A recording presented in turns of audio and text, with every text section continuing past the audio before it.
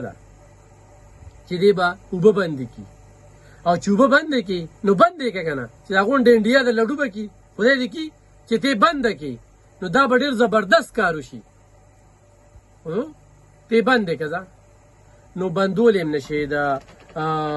قانوني چارو سره هم نشي بندولی او ورسره چې کم دی نو خو بندې دې کړې نو دومره لوی نقصان به ومومي چې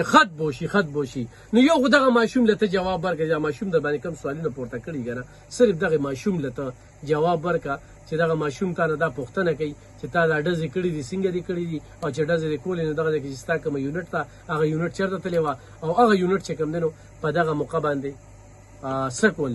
بیا نور داسې چې کوم دی نو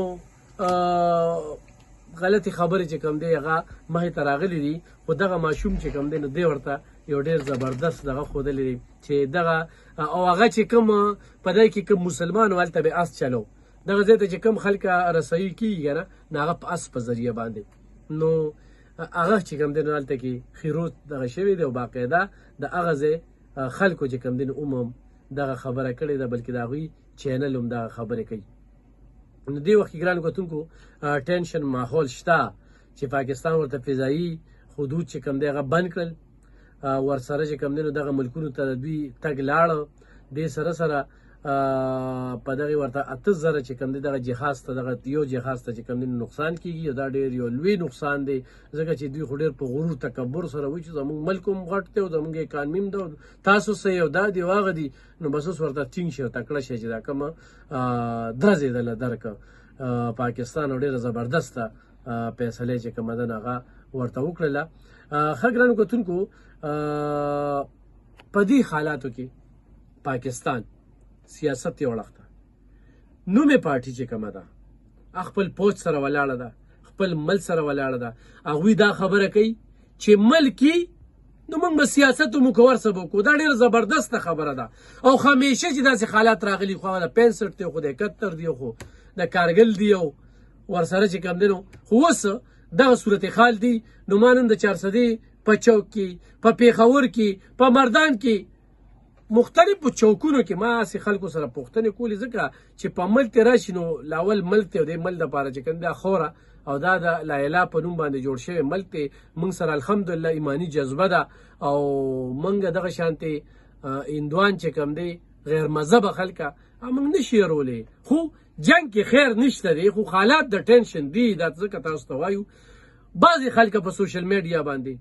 بهر ناستي بل ځای کې ناستي پوسټونه کوي لکه لونډې لپاړې شته دی او لونډې لپاړې چې کوم دی نو ضروري نه ده چې ګرانو کتونکو چې زه په تحریک انصاف په ټولو باندې الزام لګوم نه زه تحریک انصاف په هغې خلکو باندې الزام لګوم چې یو سړی د ملک صدر شي یارې پلوي به والم وورئ دا خبرې پکارو چې نن مولیان په دې باندې جلوسونه وباسي چې دا سړی دې موږ ته حواله کړي یا دې په ده باندې مقدمه دره شي هغه وایي چې 80-90% پیغمبرانو ته الله پاک دا رتبه نه ورکړې کوم چې عمران خان ته ورکړې شوې ده 80-90% پیغمبرانو ته دا رتبه الله پاک نه ورکړې کوم چې پیغمبرانو ته ورکړې شوې وه دا په ریکارډ باندې د هغه ویډیو ده دغه شانتې خلکو نه ګیله مند یو چې بل ورځ یو چغې وخي چې هغه سره رحمت الله علیه لیکې اوس خو دغه شانتې خلک په سوشل میډیا کنځلې کوي هغې کې ایماني جذبه نشته د هغوی مثال او د دغه انډیا د هندوانو مثال هغه زه یو شانتې اچوم هغې کې زه فرق نه کوم نور برستر ګوهر بیان راغلی دی علي محمد بیان راغلی دی داسې د نورو بیانونه راغلي دي دلته موږ نور ټولې پارټۍ متحد او متفق دي یو موټی دي هغې وایي سیاست پرېږده چې د ملک خبره راله نو پوج سره به شانه جنګېږو تحریک انصاف هم وایي خو د لونډو لپاړو خبره کوم هغه لونډې لپاړې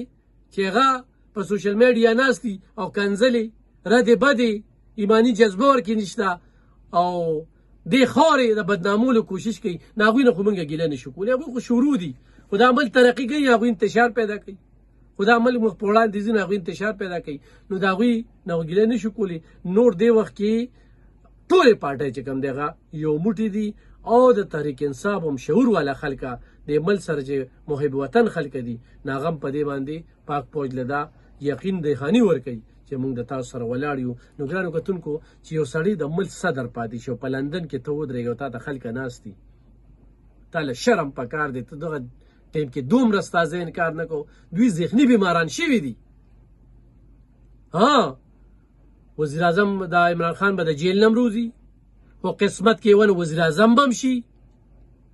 خو دا دومره غټه رتبه دا مړه دا د کم مسلمانیز او کم انسانیت دی چې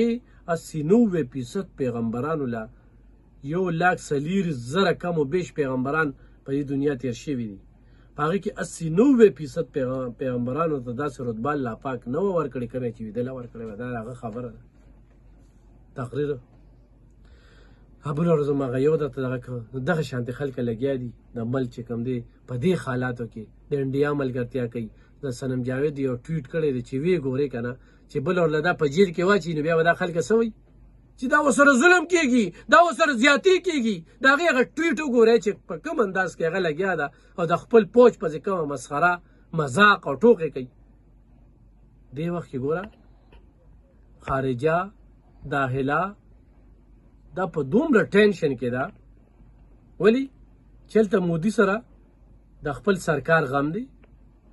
او هغه لګیا ده او په هغې باندې چې کوم دی نو دغه کوي. ګرانو کتونکو تاسو ریپورټ هم واورېده، خو په ریپورټ باندې چې کوم دی نو زه بیا غواړم چې ما تفصیلي ریپورټونه تاسو سره نن نشر کړل، خو دا خبرې داسې دي چې دا ډېرې زیاتې اخمې دي. نو په دې باندې خپل قوم پیول دي او خپل قوم نه دغه التجا ده